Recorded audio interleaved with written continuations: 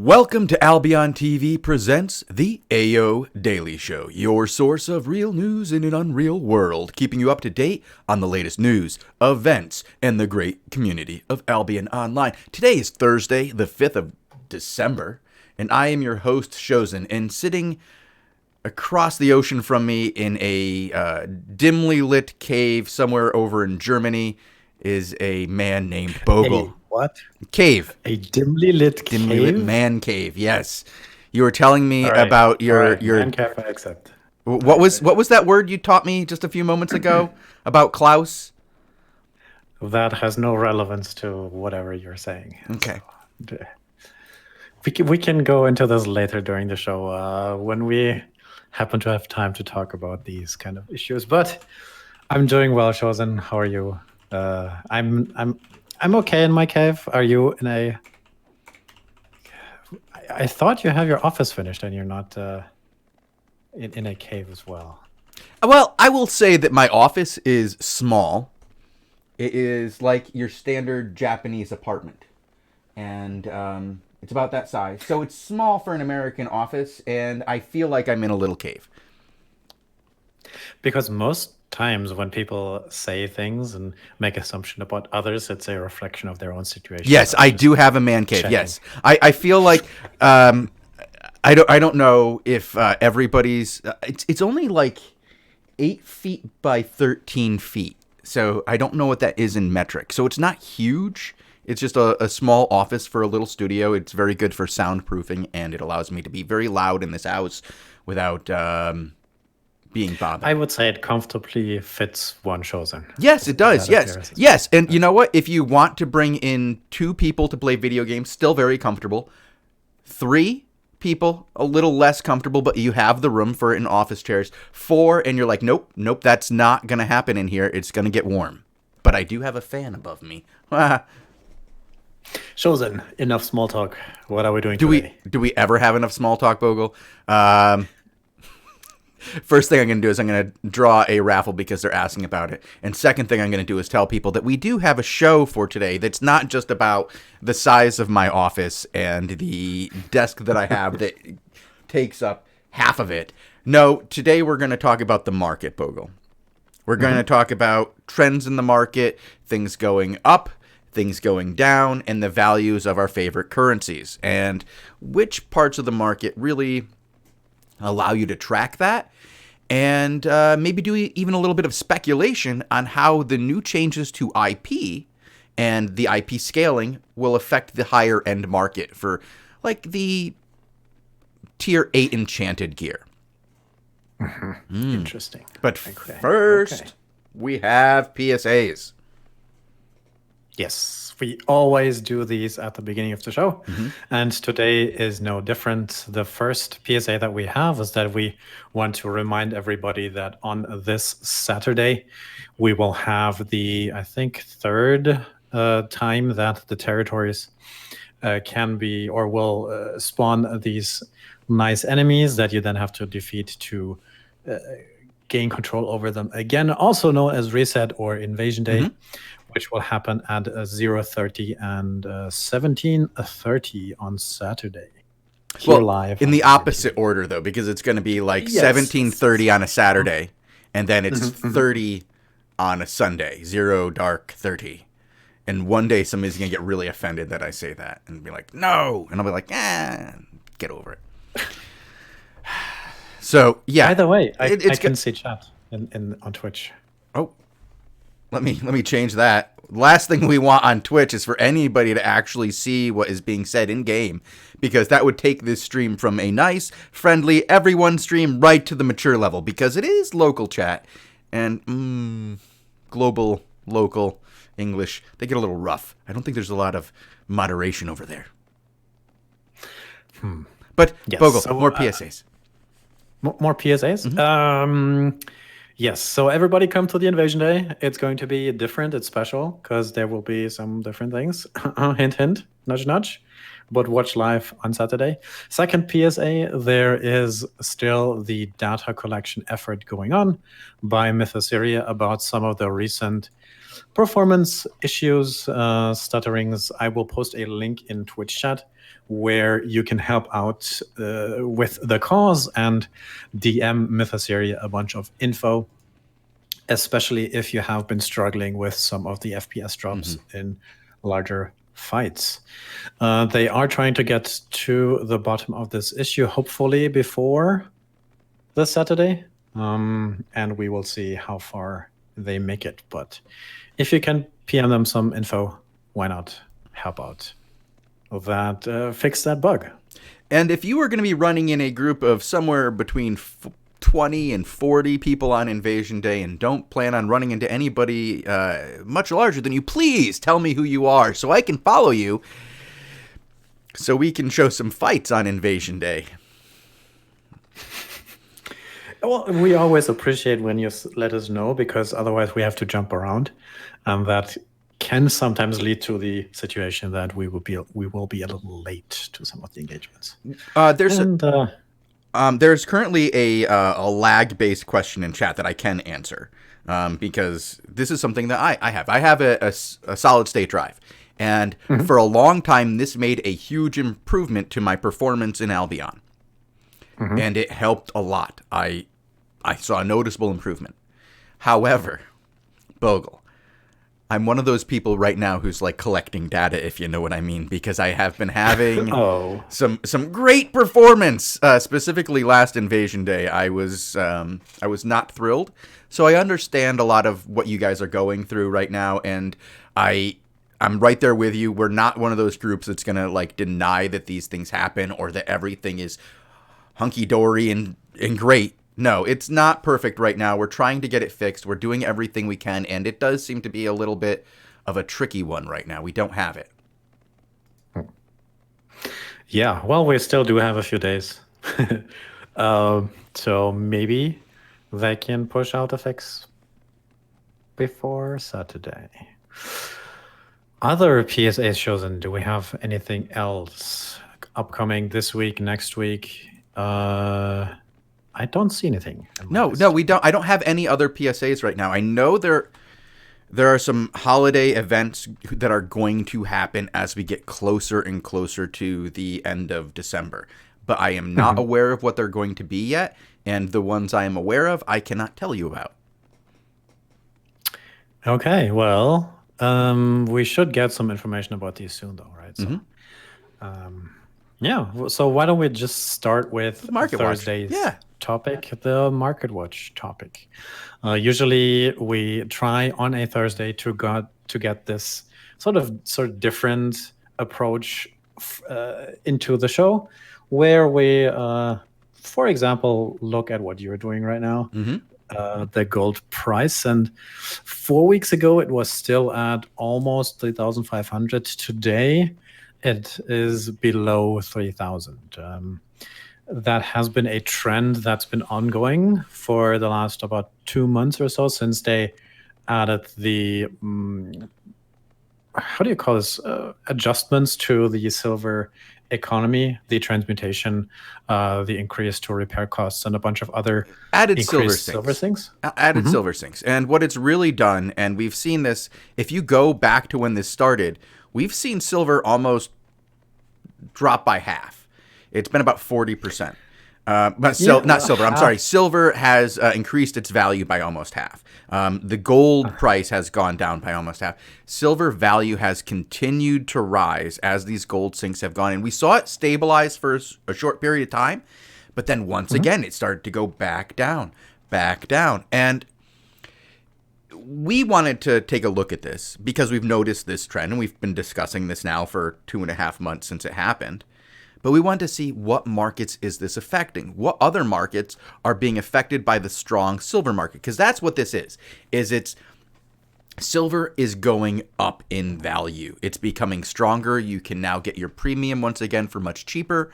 It's still not where it was when we started tracking this long ago, when it was down at 5 million silver, I believe, is what we started tracking 1 month. That's It was somewhere around that territory. I mean, the uh, larger development was that we had this larger increase to this hill. What's the word? Settle point, and then, as you said, for the last few months we seen it go down. I always shy from making predictions. Where this will go, how far this will go, how deep it will fall. I think last time you sort of made a prediction. yeah, I did. Right? Yeah, and I still think we're heading down that way. Like, I did not think we were going to get down this close, this quick. I thought this was going to be somewhere around 26 around the release of Queen. But seeing as we've already gotten to 28 for sales on a 28 in the last 24 hours, I'm going to be surprised if it doesn't get down below 2,000. What? Really? I'm surprised, maybe the wrong word, but like I'm expecting something closer to 2,000 by Queen, and then that's going to be the new saddle point right above like 22, 23.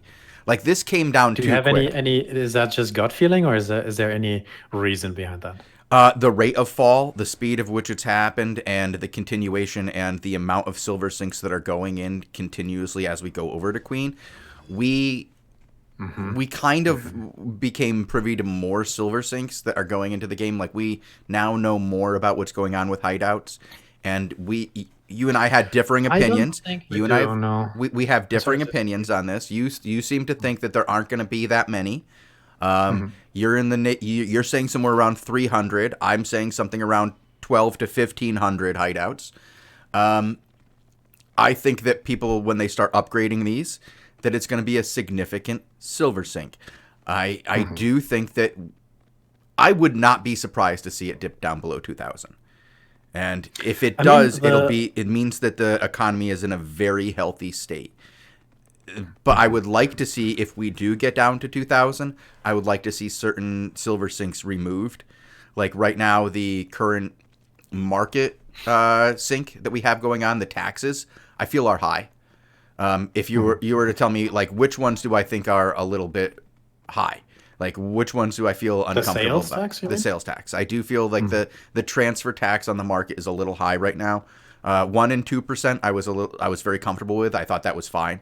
When you get up to 4%, it does start hurting. Like you and I were talking about earlier, it really starts hurting the flipping market, which I think was a very, very healthy market earlier in Albion. But as we see this general trend of silver becoming stronger, the base items such as carrots, energy, certain resources like staple resources, certain foods, bags, things that are at a razor's edge for profitability, they're all going down.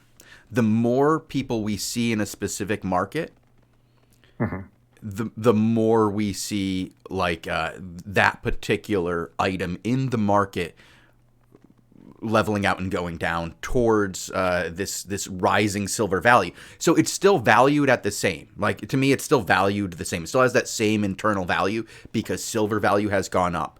But when you look at markets that have less,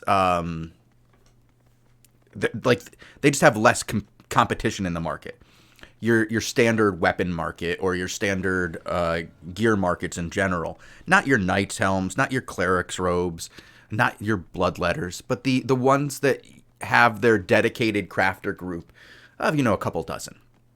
Those guys are still keeping their items at their standard level of cost, and, like, to the consumer, so the consumers are getting less for those. But for the standard items like Bogul, you were talking about bags recently. Well, I have two comments that I want to make before you go further. One thing in regards to the gold price that I wanted to mention is that we, in theory, have this balancing mechanism in the game, right? It's sort of been invisible for a good few months now, which is what is called the global discount, which affects repair costs, which affects fast travel, which affects the cost of island and other things that will kick in I believe it's either 2 or 2,500. I forget. But at a certain rate, we do have a sort of balancing mechanism that will filter the fall or influence the fall of gold a little bit. So I don't see it going below that sort of level, honestly. But we don't have. I'm not privy to any sort of numbers in regards to, more or less silver things or. Well, no, we aren't privy to any like upcoming knowledge on those. Let's be real clear, but I do think that in a short term, like Funstealer kind of is on your side with this one, Bogul, about like the hideouts not being a long term silver thing. Maybe not a long term, which is why I'm saying that we're gonna hit like this period where for I think a short period we're gonna see silver dip, and then it's gonna return up a little bit, and like I think. I would not be surprised to see it dip below 2K and then come back up to 22, 23. And that's where you're going to see when it gets down that low, that's when you're going to see those people who are the speculators, those people who know that gold has always maintained a very good value traditionally in the game are going to start going, okay, this is where I think that they're aiming for the silver sink. Because that's what we're unaware of. What is SBI's goal? What is the SBI end goal value for gold? What do they believe it should be at? And we don't know. I mean, the theoretical indicator for that is the global discount balance value. However, that has been crossed for so long that it's hard to, say whether or not this is actually still even a indication at all. But it's a theory, so it's interesting, yeah. The other thing I wanted to mention that you sort of talked about is the development of prices and sort of consumer value that you brought up. We thought that it might be a good idea to sort of start tracking a few goods and looking at the developments over a longer period of time, maybe once a month, do a little bit of a market overview, so to say. Because sadly, in game, it only allows us to view the market for 30 days. So why not start this collection effort now to see, maybe in 2, 3, 4, 5 months how things have changed? Because it's not something that none of this information is available. You have to start collecting it at some point if you want to look back and get trends. You have to do it. We have to do it ourselves. Like we can't go and ask for the tool. Can we go, hey guys, can we have a tool that will show us 3 months back so that we can just have more information for the viewer? They're like, no, no. Yeah, someday, maybe, hopefully. So in that fashion, we sort of started making a bag of goods, right? Because in some of the economic ideas that if you want to see the consumer pricing or how prices affect the players, you collect a bunch of different items and look at their development over time. But before we go into this, I wanted to finish up one more open thread that we sort of have going for the last 3 weeks, which is Avalonian Energy. Okay. We saw Avalonian Energy coming into the game, 20-something days ago? 3 weeks ago, basically. And it started off trading very high. It started around 20K, then it fairly quickly went down to 10K. And now it's almost sort of leveled out at 5K, which is interestingly enough very similar to the siphoned energy pricing. The volumes, the trade volumes, at least in Carleon, have gone down a slight bit in the last week, while being fairly strong prior. But that is a definite dip from when it started trading, and the question is whether or not this will continue on. We also don't know what the long-term plan is for Avalonian Energy yet, right? Just based off a market that's based on Avalonian food and Avalonian tools, I express doubts that this would be enough over the long term. So I expect more use cases for Avalonian energy. But do you have any thoughts about Avalonian energy at all? Or are we just watching it go down for a while? Well, Or do you think 5K is a good I think number here? 5K might be a good number, honestly, and unless you are right, and well, no, not right. Well, if you're right, there will be more use cases for it, right? There will be more ways to use it, and then it'll probably stay right around here. If 2 months goes by and there's no more ways to use this, if 4 months goes by and there's no additional ways to use this, I think we will hit a saturation point in the market where the only thing it'll be really used for is the food, which doesn't, and because there'll be enough tools in the market already. There'll be enough mounts in the market. The only thing that'll be recycled every day is food, and it has a very low food use. I feel the food is almost not good enough. Like for the cost. Like I feel like I feel like I don't know. I just feel like the food compared to the other bonus food isn't as good. People are using the other food instead. I feel like it needs a buff. I feel like it needs a buff for the cost. People are not liking the mount. Wow, chat has some anger about the mount and the food. Oof. I'm scared. Oh, God. Let's hope that they buff the mount and the food, because if chat is like a sounding board of the general Albion community, they are not happy. I think the mount looks cool. Somebody just said it looks ugly. I disagree. The mount is cool looking. I think it's cool. Sorry. I like it. But as far as being used, that I will leave up to you guys. Like, that's not as objective. That is definitely more how is it just used in the field. And if it's not being used right, if it's not finding its place, then Yeah, I mean, in fixed. theory, the use case I see for that mount is sort of as a safe zone gathering thing that you zip around with and do your lower tier gathering. And it's also the fastest mount without gallop, right? But the price point at what, 5,000, at what, 25 million, is it, right? Yeah, then that's still too high for, a very comparable mount. The Pest Lizard with only is going like below 2 million. So the 10x factor there for the Avalonian Basilisk is, I agree with you, not worth that price point.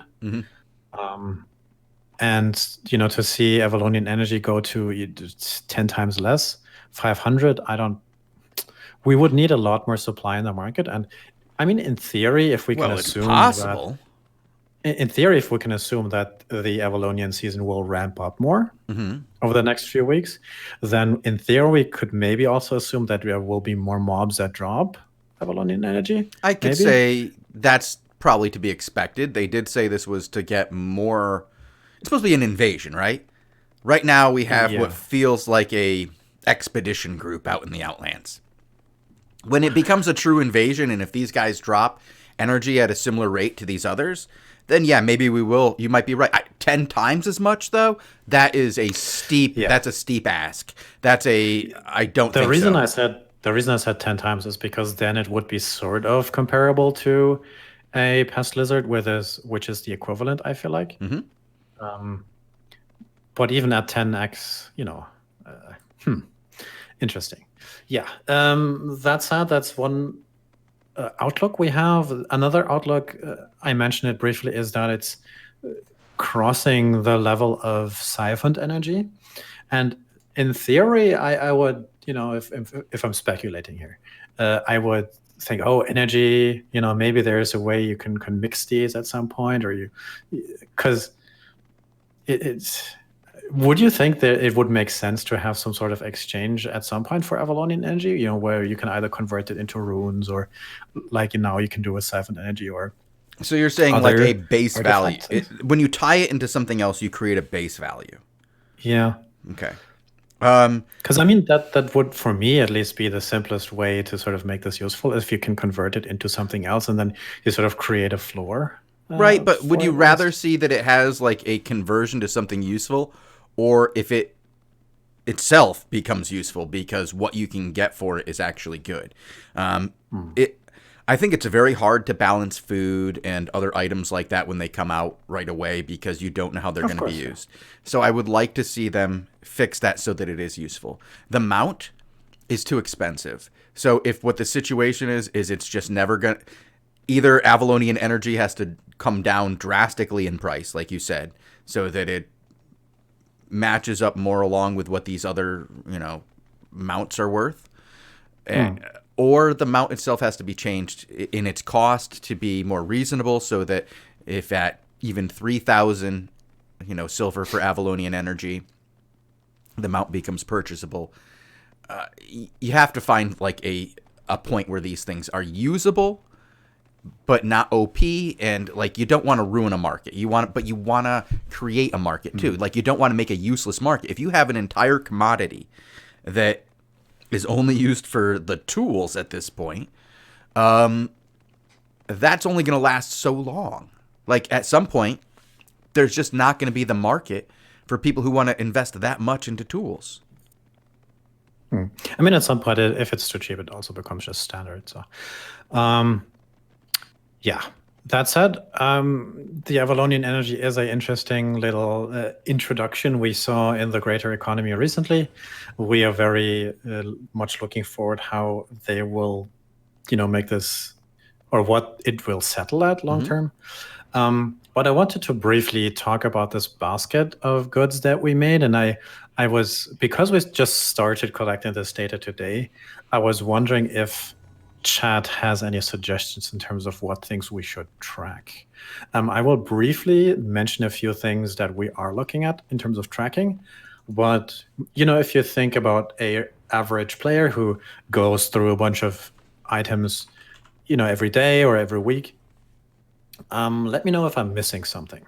So in terms of base items, I'm looking at siphoned energy, base mounts, maybe like a Swiftclaw, maybe like a Direwolf, some potions that are used regularly, maybe poison potions, maybe Gigantifies, some food, omelets, beef stew.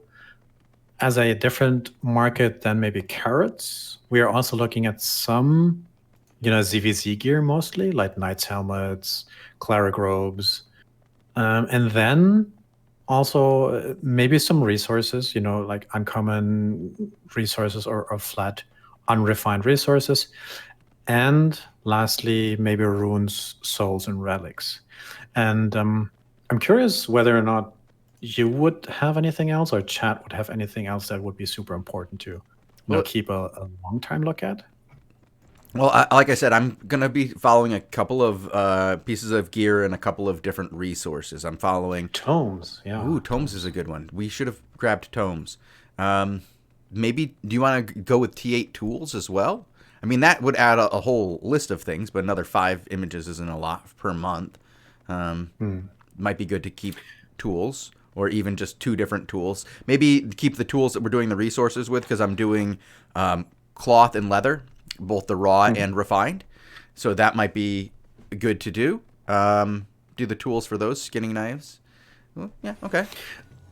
One interesting side note about the price development of Tomes of Insight is that I personally have this belief that people value pushing a character at a certain real life dollar value, right? So, and that is sort of, if you say, okay, this is how much it costs me to get a tier 8 character or max level character, that should be in theory influenced by how much silver is worth, right? Or how much gold is worth.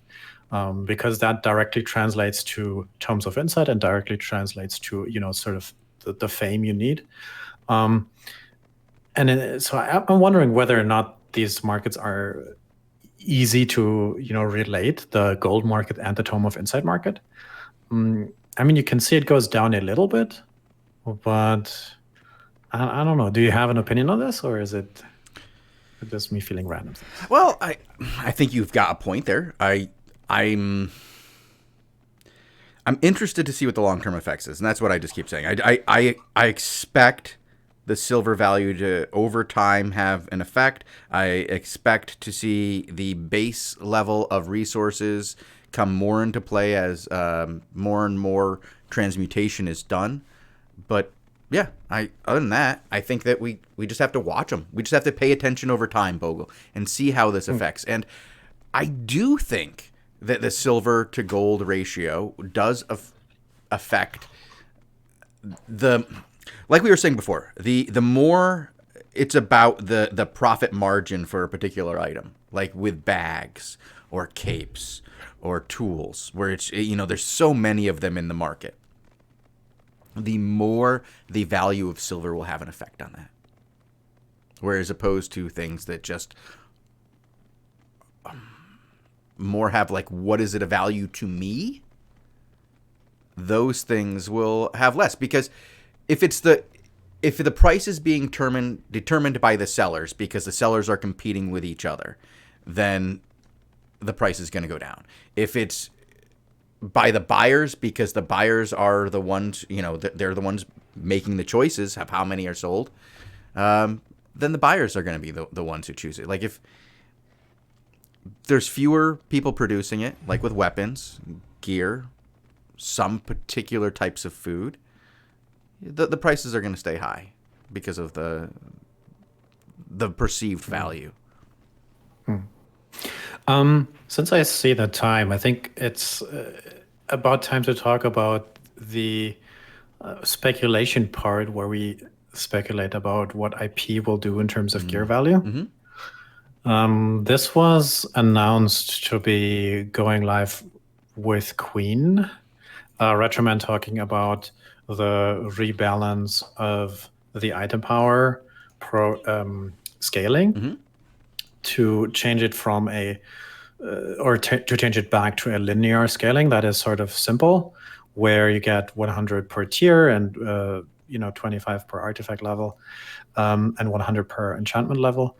And that, I mean, in essence, the highest tiers, tier 8, and specifically the enchanted versions of the tier 8s and tier 7s, are going to receive a significant bump in terms of their item power value, meaning that tier 7s, tier 8s, especially enchanted ones, will be much stronger in theory.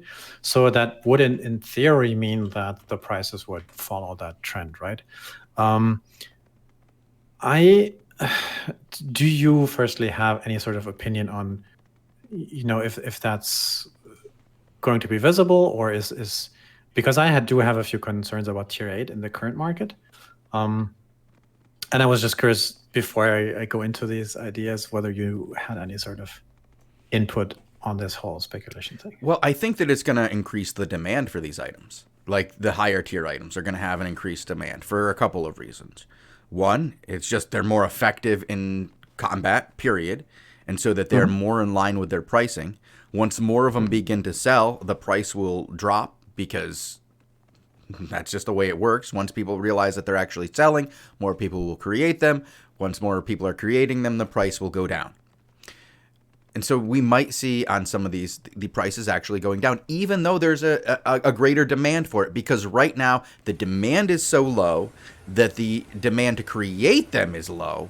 And if that has an effect. Like, you can't, if nobody's making it, it's just not, like it doesn't matter what the price is. It just doesn't matter. And there's so few available. There's zero demand to buy them until you see these having an IP power change. It's still not going to be bought. Once it gets purchased, then you will see two things happen. The price will go up because nobody will be making it yet when people start buying them, and then the price will go down because there's enough people making them, and it'll turn into an actual standard market based on what its actually true value is. But it'll take time. The other thing is that we're going to see people using HCEs again. Like, if hardcore expeditions, you get a bump to your skill level just by the gear that you were, like your IP level, just by the gear you were already bringing, the value of the higher end HCEs is going to go up automatically because they're easier for you to do. You can clear them easier with less death. You might be able to do the next level up than where you were before, which is even more resources. So you'll see people starting to do those again. And once there's a new market for that as well, there's even more market for those high-end gear, like that high-end gear. And so once it starts, it'll be a very interesting, very fluctuant market for a few days, probably a couple of weeks, and it'll be a lot of profit for people who do it right. And the people who understand what the value is compared to the true value are going to make huge profits on the people who are just going, ooh, I can use this now and it's helpful. Because the initial splurge is going to be real. And then you're going to see the up and down as the number of people buying increases, driving the price up. Then the number of people creating will drive the price down, and then you'll see that base level occur. Two comments on that. I agree. A lot of that is, basic theory. One further notice that I would like to make is that if you are looking at the levels of, sales price points, do consider the transmutation hard caps on item pricing. In a lot of tier 8 markets, we are close or slightly below that price point where it is a transmutation pricing. Don't get, based on how transmutation works, there is, in theory, infinite supply. So the prices should never rise higher than a certain level. So keep that in mind if you are looking at speculating with tier 8 items. And make sure that you are aware of these points, both, and that applies for all enchantment levels and even some of the quality levels. Okay. That's one tip I wanted to give. And secondly, I wanted to echo that statement that right now the demand for tier 8 is very low. And right now there's, in my personal opinion, very, very, almost no demand for tier 8. Except for flexing and being cool and blowing some money off, and that might change when we have more uncapped zones and we just have more item power to play with, and so I don't see a change happening before Queen. No, very little. What you might see are the people who are speculating on runes and such for artifacts, trying to figure out what the value is on that and see if they can't scam the market. But I don't think, as far as like 8.1 and 8.2 resources and gear, I don't think we're going to see much change at all until Queen actually hits. But Bogul, it is that time, and I do know somebody else who wanted to be in on this conversation. Yes. Yeah, Lupac wanted to be part of this, so we're going to have to go over and switch channels. Before we do that, I would like to take a couple of minutes break, and then we'll come back with OT, chat with Lupac. So, guys, you can check us out Monday through Friday, 18 UTC, right here on twitch.tv/Albion Online, and you can check us out later at SoundCloud and YouTube.com/AlbionTV. Thank you guys for tuning in. I'm going to pull another raffle and throw that out there, and I'll start a brand new raffle for OT. So anybody who sticks around through OT and puts their, raffle in the channel while we're gone will have their chance at a 1750. All right. Thank you guys for tuning in, and keep it classy, Albion. Bye.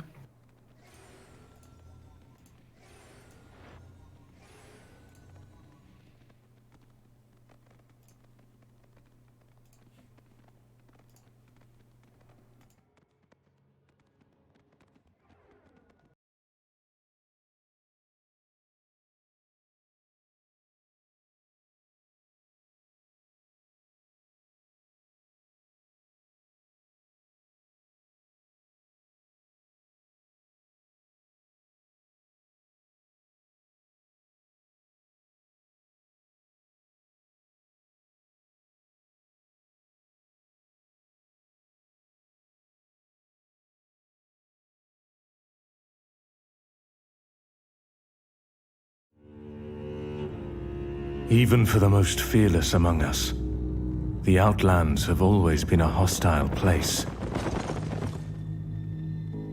For some time now, there have been signs of a new presence at the far edges of the world.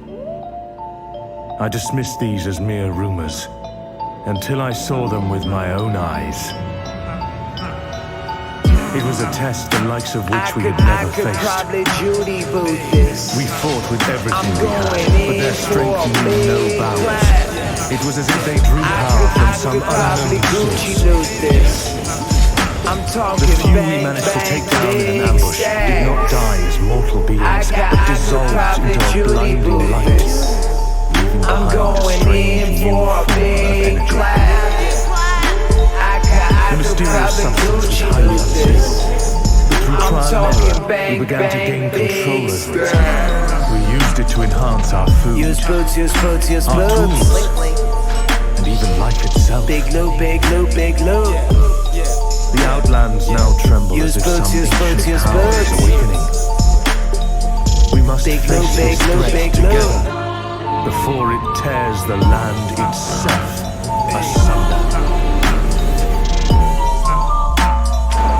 Airship name tag, I'm about to gang. Pushing that loop, straight bang. Pushing that plate, maintain. Getting that deep, main flame. About to hit it with the easy 1v3 with the crossbow E. For some time now, there have been signs of a new presence at the far edges of the world. Gather TA while I'm I dismissed these as mere rumors, until I saw them with my own eyes. Ready to cast all winning for black. It was a test the likes of which we had never faced. We fought with everything we had, but their strength knew no bounds. It was as if they drew power from some unknown source. The few we managed to take down in an ambush did not die as mortal beings, but dissolved into a blinding light, leaving behind a strange new form of energy. The mysterious substance was highly unstable, but through trial and error, we began to gain control over it. We used it to enhance our food, our tools, and even life itself. The Outlands now tremble as if some ancient power is awakening. We must face this threat together before it tears the land itself asunder. Big loot, big loot, big loot. Use boots, use boots, use boots. Big loot, big loot, big loot. You ain't making these turns like that airship dude. You ain't making these gangs like my airship crew. You out here making mistakes, about to get this dude. The world is on and ox, about to get that food. Rockin' on a raid on a 3v3. You can catch me in the trap on some PvP. Gank y'all's loot out in Albion. I got the bodies on the same mount we found them on. Gotta find no bull who gon' hang on my arm. Feeding y'all losers to wolves on the farm. Spot full of hitters and you know we got a sick clan. Mount up boys and we push it, that's a big clap. Damage they taking, we draining out all of your mana. Savage the haters, gon' give them the hammer. Oh, you a brave noob, huh? You don't want smoke with the crew suit up. Hit a fat lick just to gank their stuff. You don't want none, ho, you should run square up. Kill y'all's guild, take your team solo. Cause we run this shit, call me King Mojo. I could probably Judy boot this. I'm going in for a big clap. I could probably Gucci loot this. I'm talking bank, bank, big stacks. I could probably Judy boot this. I'm going in for a big clap. I could probably Gucci loot this. I'm talking bank, bank, big stacks. Yo, yo, yo.